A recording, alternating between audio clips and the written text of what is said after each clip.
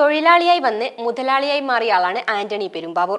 ഒരു താരത്തിന്റെ ഡ്രൈവറായി വന്ന് പിന്നീട് മലയാള സിനിമയെ നയിക്കുന്ന നായകന്മാരിൽ ഒരാളായി മാറി. ആദ്യ നിർമ്മാണ ചിത്രം നരസിംഹം ഗംഭീര വിജയം കൈവരിച്ചതോടെ ആന്റണിയുടെ മുമ്പിൽ പുതിയ പടവുകൾ തുറക്കപ്പെട്ടു. സിനിമാക്കാർക്കിടയിൽ ആന്റണിക്ക് കിട്ടിയ അംഗീകാരമായിരുന്നു ഫിയോക്കിന്റെ ഭാരവാഹിത്വം. വർഷങ്ങളായി മോഹൻലാലിന്റെ ഓരോ കാര്യവും തീരുമാനിക്കുന്നത് ആന്റണി പെരുമ്പാവൂരാണ്. ഒരു മോഹൻലാൽ ചിത്രം നടക്കണമെങ്കിൽ ആന്റണിയുടെ സപ്പോർട്ട് കൂടിയേ തീരൂ.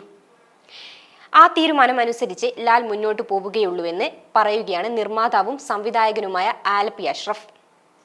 അതുമായി ബന്ധപ്പെട്ട് തനിക്കുണ്ടായ അനുഭവം അഷ്റഫ് തുറന്നു പറയുകയാണ്. സംവിധായകൻ ഫാസിലിന്റെ അനുജനാണ് കയസ്. അദ്ദേഹം പല സിനിമകളും നിർമ്മിച്ചിട്ടുണ്ട്.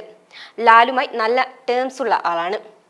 സിദ്ദീഖിന്റെ സംവിധാനത്തിൽ മോഹൻലാലിനെയും ഫഹദിനെയും വെച്ച് ഒരു സിനിമ നിർമ്മിക്കാൻ കയസിന് അവസരം വന്നു. മനോഹരമായി കഥ സിദ്ദീഖ് മെനഞ്ഞെടുത്തിരുന്നു. ലാലിനും ഫഹദിനും കഥ വളരെ ഇഷ്ടമായി. ലാലേട്ടന്റെ ഡേറ്റ് അനുസരിച്ച് താനും ഡേറ്റ് തരാമെന്ന് ഫഹദ് സമ്മതിക്കുകയും ചെയ്തു. അങ്ങനെ ഷൂട്ടിംഗ് ഡേറ്റ് തീരുമാനിക്കാനായി ലാലിനെ കാണാൻ കയസിനൊപ്പം ഞാനും ലൊക്കേഷനിലെത്തി. എന്തും തുറന്നടിച്ചു പറയുന്ന സ്വഭാവക്കാരനാണ് കയസ്. പക്ഷെ ആള് വളരെ നീറ്റാണ്. ലാലിനോട് സംസാരിച്ചു നിൽക്കവേ അദ്ദേഹം കയസിനോട് പറഞ്ഞു, കയസെ, ആന്റണി ഒന്ന് കണ്ടിട്ട് ഡേറ്റിന്റെ കാര്യങ്ങളൊക്കെ ഒന്ന് സംസാരിക്കും. പെട്ടെന്ന് കയസിന്റെ മുഖം അങ്ങ് മാറി. അതൊന്നും എന്നെ കൊണ്ട് പറ്റില്ല. ലാലുമായിട്ടുള്ള ഡയറക്റ്റ് ഇടപാടേ എനിക്കുള്ളൂ. വേറൊരാളുമായിട്ട് എനിക്ക് പറ്റില്ല എന്നായി കയസ് പറഞ്ഞത്.